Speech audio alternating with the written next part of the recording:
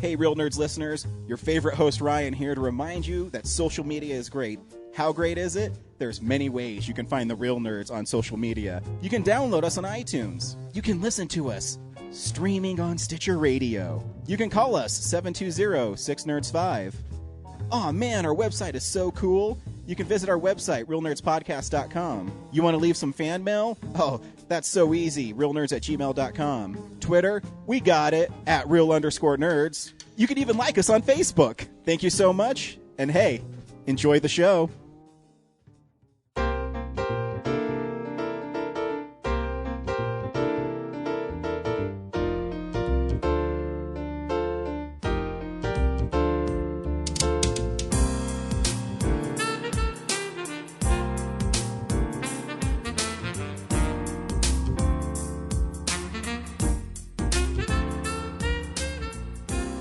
Welcome to Real Nerds at Denver Comic Con 2015. We hope you enjoy the following interview. Welcome to Real Nerds Podcast at Denver Comic Con 2015. What's really cool about Real Nerds Podcast is we can get tons of people on that are very special. And we have a very prolific author with us today. Sir, why don't you introduce yourself to our audience?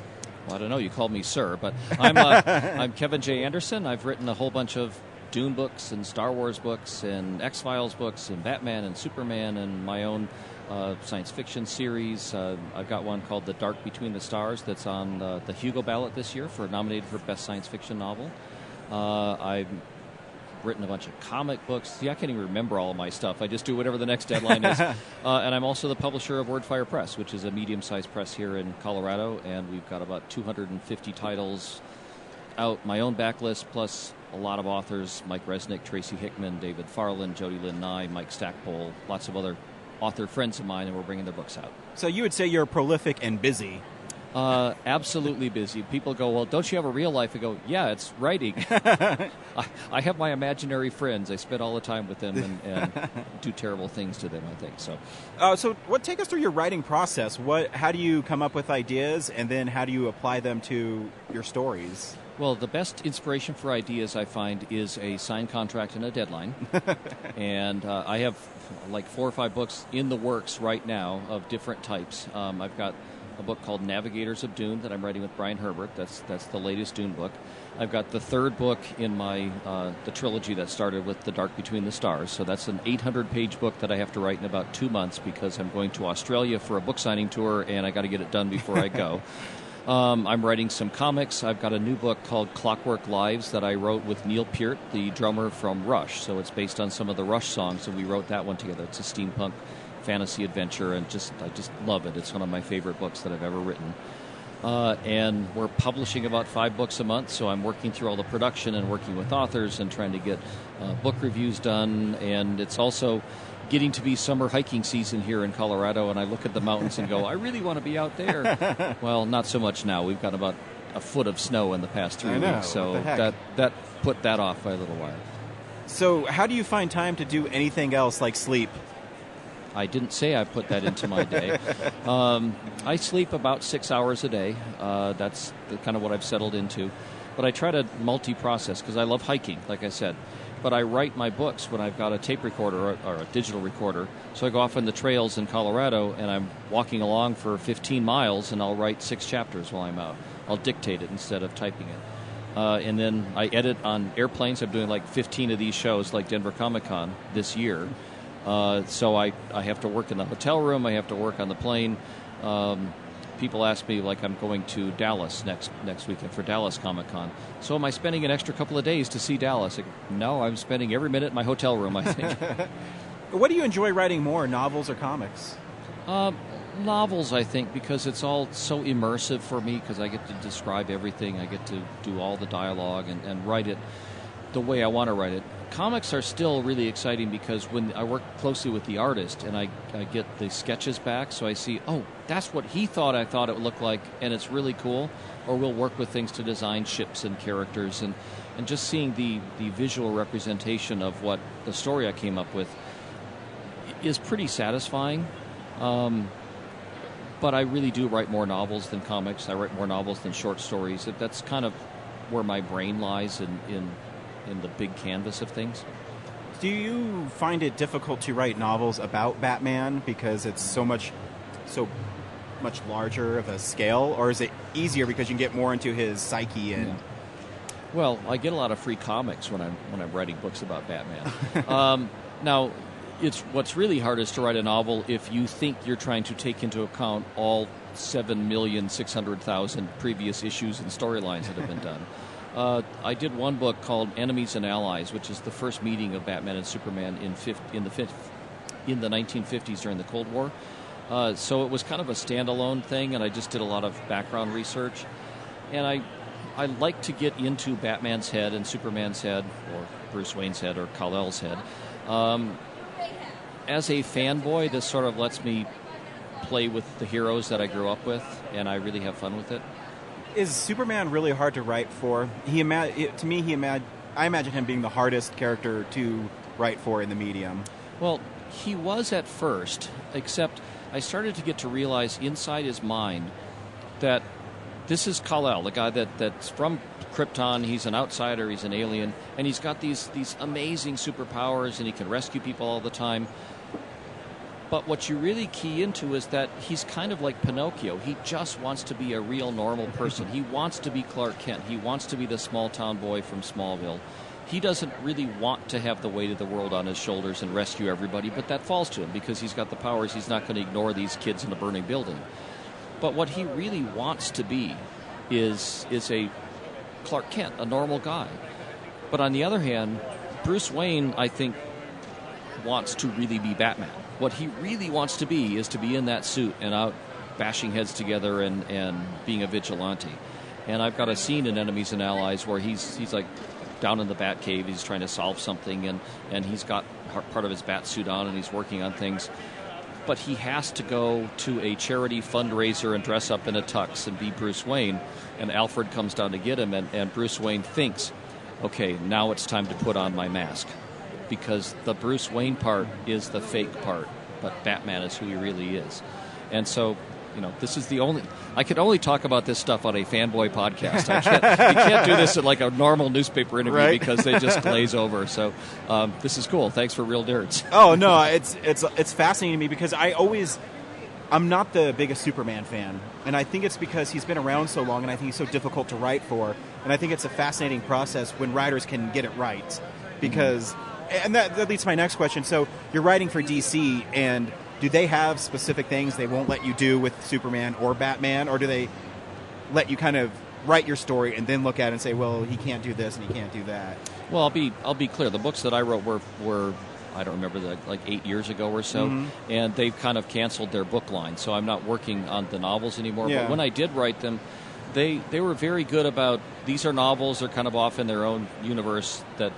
That's one thing that comics does right. There's a million different fragmented universes, so this one belongs in this universe. And so they really left me alone. And one of the cool things was that the vice president of DC Comics is a huge fan of my Dune novels. So he read all the Dune novels, and when I pitched him a book called The Last Days of Krypton, which is a big science fiction story, it's the story of Jor-El and General Zod and Brainiac and all the stuff that happened on Krypton before it blew up. And Krypton blew up. That's a spoiler. I should have warned everybody. That's an 80-year-old spoiler. And a baby gets away at the end. Sorry. They kind of let me do whatever I wanted because this was a novel on my own, and I had street cred for science fiction, so they let me go. That's cool. So I'll now turn it to the other franchises. So Star Wars has such an expanded universe, and with that, is it more free reign where you can create characters, or again, did they want to rein you in a little bit on what you do? Well, again, I was one of the first people with Timothy Zahn to write the expanded universe. So when we started writing, it was long before Episode 1, years after Return of the Jedi, so it was pretty much a wasteland. There was nothing going on in Star Wars. So we were given a lot of freedom to write and create all kinds of stuff, which now the other 100 and some authors have built upon. And now with Episode 7 coming out, Lucasfilm and Disney have sort of rebooted all that, so they've set all of those old books that I wrote, that Tim wrote, that they're off in their own universe called the Legends universe that they don't have to follow when they do the movies. They're not necessarily throwing it all away, but they're basically, we'll take from it if we want to, but it's not all canon anymore because we're going to make new movies, and I don't want to have to follow what 200 other books said before I start my first movie. I can't disagree with that. I would rather, of course, they made movies out of my books, but Yeah. but I can picture like J.J. Abrams sitting down. You get to write episode 7, but you have to take into account all 200 other books. Some are great, some maybe not so great. Who knows what he thinks of them? No, he wants to write with his own freedom on it. And I mean, look, he blew up Vulcan and rebooted Star Trek. Yes. So let's see what we do with episode 7. That's one of those ones when you see that trailer with an audience that they just go crazy about, and it's such a cool. That'd be so cool to be a part of that. Do you still get that if someone knows you write Star Wars and they come up to you and have that same passion of your books? Oh, I mean, sometimes it's kind of heartwarming where I see it. In fact, it was at the previous Comic-Con that I went to down in Anaheim called WonderCon, that this guy, like a 30-year-old guy, came up to me with this battered old copy of my novel Jedi Search. And he had his 10-year-old son with him, and he comes up to me and says, Mr. Anderson, I need you to sign my book because my dad gave me this book when I was 10 years old to get me to read, and now I need you to sign this book for my son so I can give it to him to get him to read. And, you know, it doesn't get any better than that. That's a really great cool. story. I mean, that's got to be heartwarming as an author. So Dune is kind of a goofy thing if you don't understand it. Well, don't read book 13 without reading the rest of them. Yeah. So how do you wrap your head around a world like that where it's a little more, I don't know the right word to say. Well, fantastical. Dune was my favorite science fiction novel Really? of all time, long before I saw Star Wars, long before anything, and I found it very immersive and inspirational. I thought this was the best you could do in science fiction. The world building, the desert planet, the ecology, the politics, the religion, the economy, everything set up together. And I just loved it. And by working with Frank Herbert's son, based on a whole bunch of Frank Herbert's notes, we picked up that universe, and I think we're on book 14 now that we're working on, and we just expanded it. It's like the Star Wars universe, only a lot more.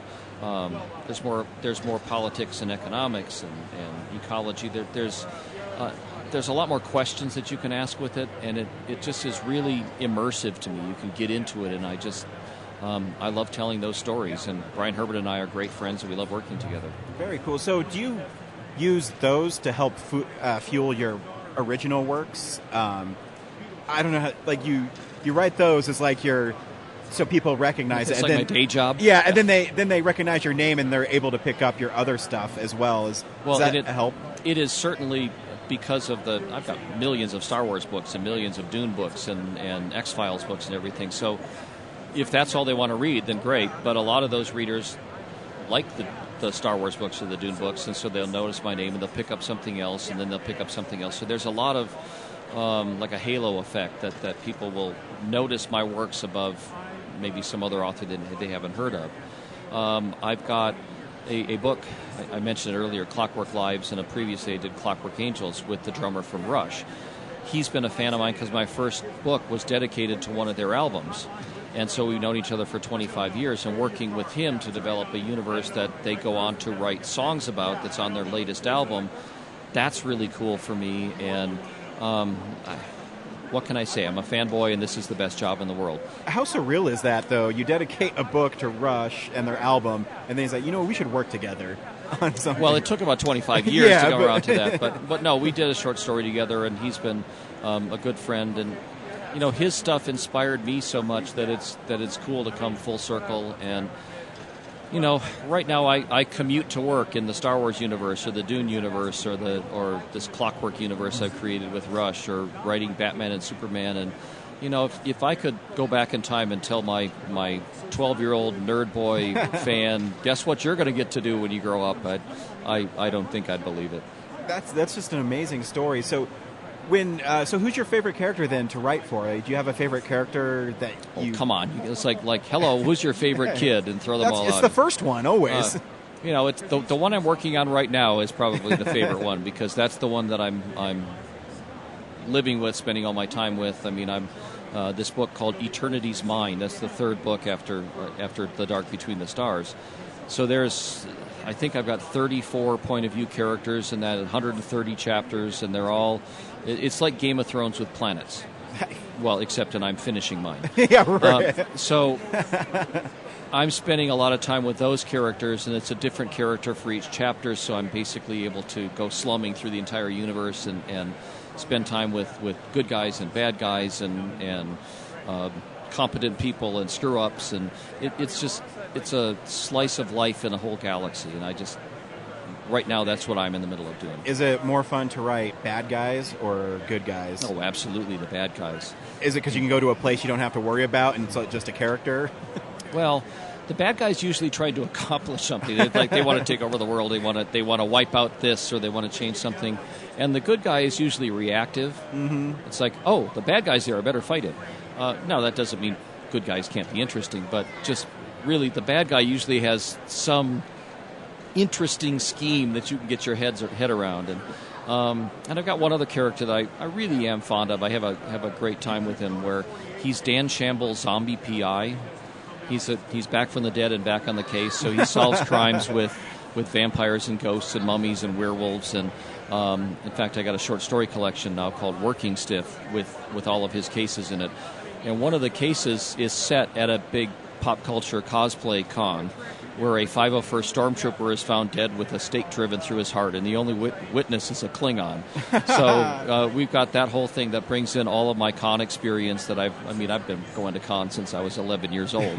So, I just draw from my real life, and I draw from my imagination, and again, I watch this stuff, I read this stuff, I read comics, I go to the movies, and that's all research, of course, for my job. Yeah. So how do we get your job then? You have to be a great writer, obviously. You start out when you're 11 years old. Gotcha. You never stop working. It's kind of like saying, gee, how do you get to be an Olympic ice skater? Well, if you're 45 and overweight and you never put on ice skates, it probably isn't going to happen. Yeah. And do you have a degree in English or writing, or do you just... my degree's in physics and Russian history. Is it really? So what made you an ideal candidate to be a science fiction writer? Just because you love it so much? Well, I love it. I got interests all over the place. I read history, I read fantasy, I read politics, I read novels, and I've got a science background. And if you want to be a writer and you go to school to get a writing degree, it's sort of like you want to be a chef and you buy a lot of cookbooks but no ingredients. I think if you got to write about stuff, you need to understand the way the universe works, whether it's science or history or psychology or sociology or politics or economics, and you got to know all that stuff. You can't just know how to write a cool sentence but not have anything to write about. And so I've spent a lot of time. I've been to 6 of the 7 continents. I've been in a hot air balloon. I've been on aircraft carriers. I've been. You try to experience all kinds of things that you can then bring to your work. That's like my favorite answer anyone's ever given me. I love that answer. Cool. Copyright Kevin J. Anderson. Yes, copyright. Where can we find you online and order books from you directly? Okay. Well, obviously there's the Amazon answer, but yes. Bookstores, you can go to any bookstore. If you go to a bookstore that doesn't have any of my books, because I've published 127 of them, then you need to find a better bookstore. Yeah, right? I've got my press is wordfirepress.com, so all that together. We've got a bunch of them. A lot of my backlist is there. A lot of my other titles are there. You can follow me on Twitter. It's the word the and then my initials KJA at the KJA. Find me on Facebook. Just search under my name. I've got like 3 different pages. You'll find one. And I could keep going, but again, I'm all over the social media. All over. I got a blog and I've got web pages and stuff. And find me and don't waste your time online reading Facebook. Read my books instead. Yeah. Get out and read, people. Yes. Thank you for taking time to talk to us. That's fascinating. And you have my favorite answer so far this con. I appreciate it. I'll try to remember it for somebody else then. All right. Great. Thanks a lot. Bye. By. Thank you for listening to this exclusive Real Nerds interview at Denver Comic Con 2015, and we'll see you next year. Visit our website, realnerdspodcast.com. You can tweet us at @real_nerds. You can email us even, realnerds@gmail.com. Like us on Facebook. Hey, stream us on Stitcher. You want to call us? 720-6nerds5. And download us on iTunes. Just search Real Nerds. Thank you, Joe Kempter, for the wonderful voiceover. And also Spark Mandrill for the wonderful late-night jazz smooth sounds of movies. You can find him on SoundCloud. This has been a Nebulous Visions production.